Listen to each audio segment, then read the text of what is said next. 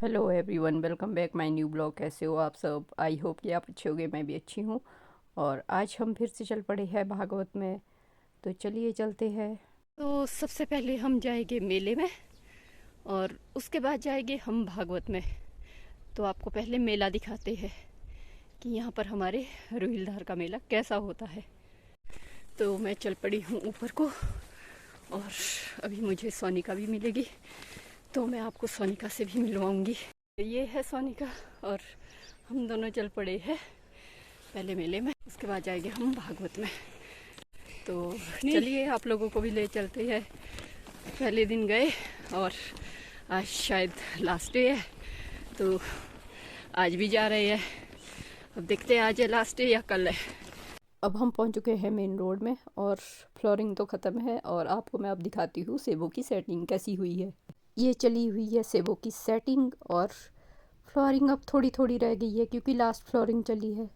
अब मेरी कज़न वगैरह पहुंच चुके हैं और अब हम यहाँ से चल पड़े हैं। पहले जाएंगे हम मेले में, उसके बाद जाएंगे हम भागवत में।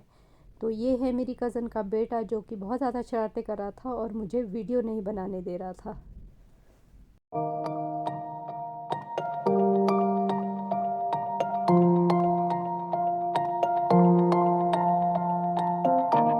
अब हम तीनों बैठ गए हैं पीछे क्योंकि हमारे को एक पड़ोसी मिल गए थे, तो उन्हें भी जाना था मेले में। तो इसलिए मेरी कज़न पीछे बैठ गई और वो पड़ोसी आगे बैठ गए।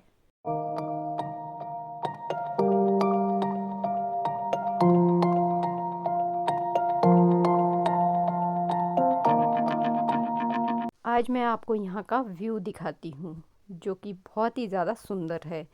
गाड़ी में चलते हुए भी ये व्यू इतना सुंदर आया। अगर मैं गाड़ी से उतर जाती तो मैं आपको बता नहीं सकती कि कितना सुंदर व्यू आना था। और ये है साथ में सेबों के पौधे और साथ में ही है आसमान में बादल जो कि बहुत ही ज़्यादा सुंदर लग रहे हैं। आर पार पहाड़ियाँ और पीछे चांशल का एरिया और साथ में घर। और मतलब मैं आपको बयां नहीं कर सकती कि कितना सुंदर व्यू है। मैं बता नहीं सकती आपको, बहुत ज़्यादा सुंदर व्यू है। अब हम पहुंच चुके हैं रोहिलधार जहाँ की लगा हुआ है मेला और ये है यहाँ की लेक और बस का लास्ट स्टॉपेज भी यहीं पर है। अजय क्या है भाई गाड़ी? Good good good good good good good. ये है माता का मंदिर और हम पहुंच चुके हैं मंदिर के पास। अब हम यहाँ पर करेंगे दर्शन और साथ में ही है लेक जो कि बहुत ज़्यादा सुंदर है। और यहाँ औरतें कर रही है डांस। पहले जेंट्स लोग यहाँ पर डांस कर रहे थे, अब यहाँ पर औरतें डांस कर रही है। और यहाँ पर ज़्यादा रश नहीं है क्योंकि आजकल हमारे यहाँ पर भागवत लगे हुए हैं। यहाँ पर बैठे हुए हैं मासी जी का पोता और सोनू सोनू बना रहे हैं यहाँ पर वीडियो। और यहाँ पर साथ में ही है आंटियाँ खड़ी और कुछ लोग नीचे बैठे हुए हैं।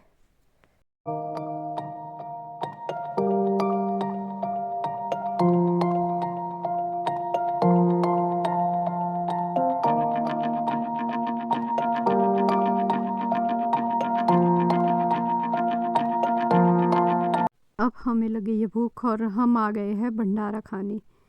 वो मेरी कज़न तो नहीं आई पर ये वाले दीदी हमारे साथ भंडारा खाने आ गए।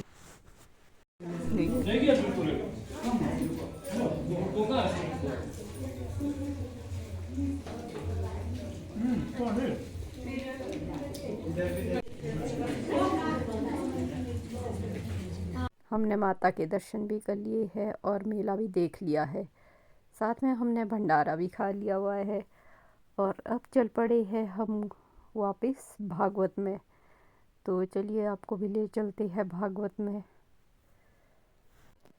मैं और गोलू जा रहे हैं पैदल, थोड़ा सा आगे तक हम पैदल जा रहे हैं।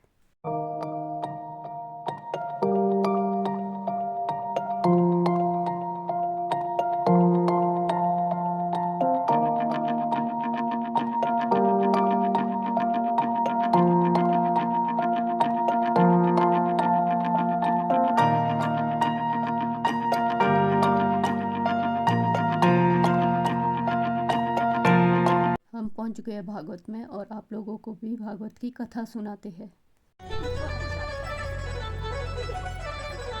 भोलेनाथ से प्रार्थना करके भोला कहा तुम्हें अपने मेरे गणों में तुम्हारे पति है, लेकिन सहसा ही तुम्हारे पति की प्राप्ति तुम्हें जब होगी जब ये द्वापर युग में भगवान श्री कृष्ण के पुत्र के रूप में। अब बोले देवी नाथ ये देवी ये वही भगवान द्वारकाधीश के पुत्र है और तुम्हारे पति कामदेव है। ऐसा विचार सुनते ही देवी रति को सब याद आ गया और वो बालक युवा हो गया, दोनों का विवाह संपन्न हो गया। अब सम्रासुर को युद्ध के लिए ललकारा, दोनों के बीच में भयंकर युद्ध हुआ और फिर प्रद्युम्न ने सम्रासुर का अंत कर दिया। अपनी पत्नी को लेकर द्वारका लौटे तो पिताजी मुस्कुरा रहे हैं, पत्नी को लेकर द्वारका लौटे तो पिताजी मुस्कुरा रहे कि गए तो अकेले छोटे से बच्चे और पत्नी को भी साथ लेकर आए। लेकिन महाराज बेटा तो ये पत्नी लेकर आया, पिताजी के तो 16,108 विवाह हुआ। बेटा तो ये बहू लेकर आया, पिताजी 16,108। यहाँ तो कल आदमी एक से ही परेशान हो जाता है। क्यों जी कल कल ऐसा लगता है कहाँ जंजाल में फंस गए। ये सब मर्दों का यही हाल है। क्यों जी इंदर जी आप कोई तो खोल के कह देता है, चुप चुप रह जाता है। बोले राधे राधे। 16,108 बोले सुखदेव जी महाराज से राजा बोली महाराज ये 16,108 विवाह कैसे हुए? हमें ये कथा बड़ा अत्याचार आता था। किसी ब्राह्मण ने इसको सलाह दे दी, मूर्ख तो था कि तू यदि 20,000 नवयुवती कन्याओं के साथ एक साथ विवाह करेगा तो तू अजय हो जाएगा, तुझे पढ़ाने वाला नहीं। ऐसा करके वो जहां भी जाता आक्रमण करता और वहां की राजकुमारी कन्याओं का हरण करता और ऐसे करते करते उसने 16,100 कन्या बनाई। लेकिन उसे अभिशाप था कि भगवान के हाथों से इसका वध हो जाएगा। भूदेवी ने भगवान से प्रार्थना करी कि हे प्रभु आप मेरे पुत्र का अंत नहीं करेंगे, आप मेरे पुत्र का अंत नहीं करेंगे। भगवान बोले हे देवी होनी बलवान है, इसको नहीं टाल सकते, लेकिन तुम इतने हमसे वरदान मांग लिए तो हम तुमसे कहते हैं जब तक तुम अपने मुख से नहीं कहोगे तब तक हम इसका अंत नहीं करेंगे। अब भूदेवी ने सोचा कि ना हम अपने मुंह से कहेंगे और ना इसका अंत होगा। मैं कहता हूँ लेकिन भगवान सारे हालात ऐसे बनते। एक दिवस की बात है, देवी सत्यभामा, एक दिवस की बात है, देवी सत्यभामा भगवान द्वारकाधीश के साथ हस्तिनापुर गई पांडवों के और हस्तिनापुर गई है देवी सत्यभामा।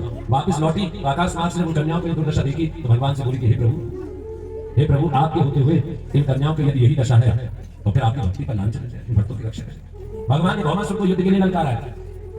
भगवान ने भौमासुर को युद्ध के लिए ललकारा। तो भगवान की लीला रची है और लीला क्या रची है कि भगवान जो भी शस्त्र छोड़े वो भौमासुर को लगे नहीं और भौमासुर जो भी शस्त्र छोड़े वो भगवान को लगे, जबकि ऐसा संभव है।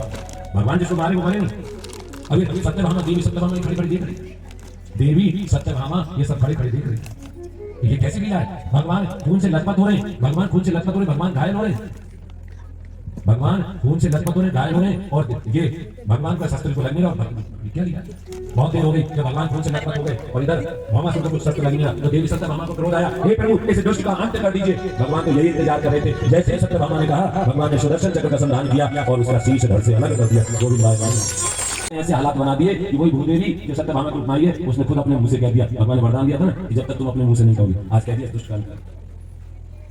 जैसे कन्याओं को कारागृह से बाहर निकाला वो कन्याएं सब अपने प्राणों का अंत करने के लिए तैयार हो गई। क्यों? क्योंकि जब कोई कन्या घर से बाहर निकल जाती है तो समाज उसको स्वीकार नहीं करता। कोई कन्या घर को छोड़ जाए तो समाज स्वीकार नहीं करता, माँ बाप भी लोग लाश की डर से नहीं करते और ऐसी लड़की के साथ कोई विवाह भी नहीं करना चाहिए। अब उन्होंने सोचा कि हमारे पास सिवाय अपने प्राणों का अंत करने के और कोई हालात नहीं, हमारे पास सिवाय अपने प्राणों का अंत करने के अलावा कोई नहीं है। लेकिन देवी सत्यभामा बोली हे प्रभु आपके होते हुए अपने प्राणों का अंत करें। तो भगवान ने शरीर के सुख के लिए नहीं, काम वासना के लिए नहीं, बल्कि 16,100 कन्याओं के प्राणों की रक्षा के लिए एक ही मंडप में उनके साथ विवाह दिया। एक साथ बहुत से कहे ना भगवान की इतनी रानियां थी, भगवान करे तो लीला, हम करें तो कैरेक्टर ढीला। मूर्ख लोग हैं वो। क्या तुम भगवान बन सकते? बोलो। सिटी में कई बार रहा हूं, संजौली में कथा करी। हम कई बार अपने बच्चों को बाहर पढ़ने के लिए भेजते हैं। माइंड मत करना मेरी बात का, क्या आपको लगता है कि वास्तव में आपके बच्चे में पढ़ ही रहे हैं? मैंने सड़कों पे बहुत कुछ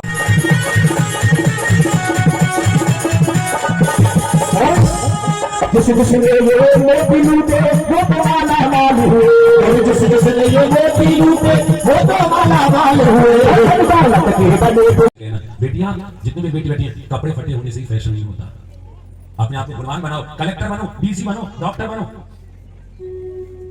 कपड़ों से बढ़ो ना बढ़ो, लेकिन अपने चरित्र से बढ़ो, अपनी पढ़ाई से बढ़ो, अपनी तरक्की से बढ़ो और अपने माँ बाप, अपने परिवार, अपने खानदान, अपने हिमाचल का नाम रोशन करो। मजाले जब आप चरित्र से मजबूत होंगे, भाव से मजबूत होंगे, मजाले कोई आपके ऊपर गलत उंगली भी उठा दे, गलत निर्धारी डाल दे, हाथ फूट जाएगी उस इंसान की जो तुम पर गलत दृष्टि डाले।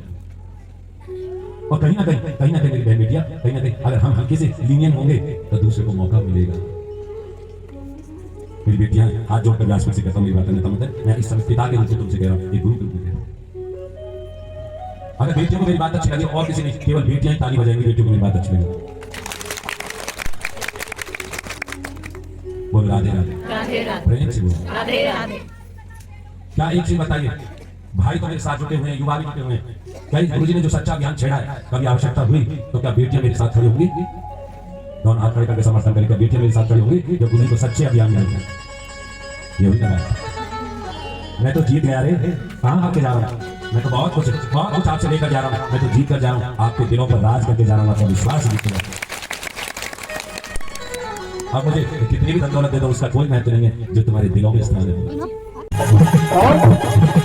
माया के दीवाने सुन लो, एक दिन ऐसा आएगा। माया के दीवाने सुन लो, एक दिन ऐसा आएगा।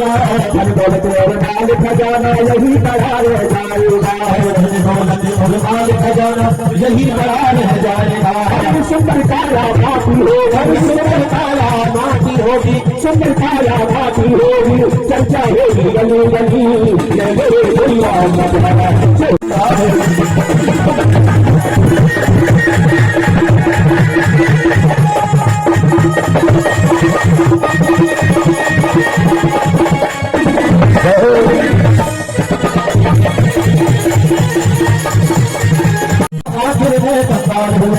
जाति सोने वाले सुन लो, जाति सोने वाले सुन लो, जाति से नाम खरी खरी